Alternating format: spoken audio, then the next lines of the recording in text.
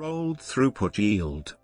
Rolled throughput yield, RTY, is the probability that a process with more than one step will produce a defect-free unit.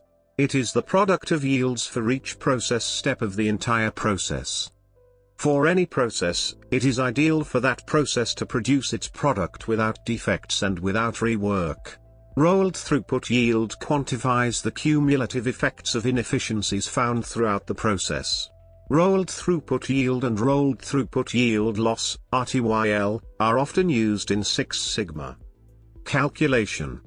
Rolled throughput yield is calculated by multiplying the yields of each process step. Calculations can become increasingly complicated as more parallel processes are introduced.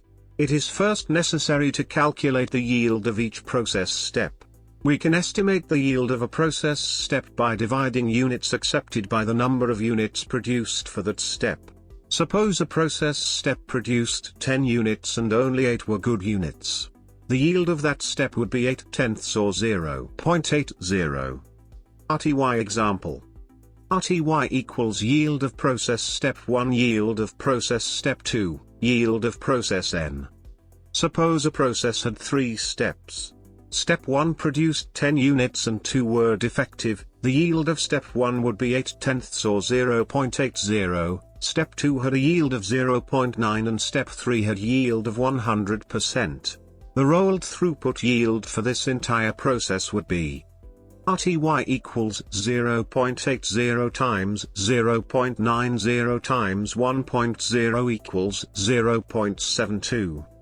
RTY equals 72%. The probability of this 3-step process producing a defect-free product is 72%. Rolled throughput yield loss is the inverse of RTY, RTYL equals 1, RTY. Total number of audited samples are divided by total sample size. This gives the first pass accuracy.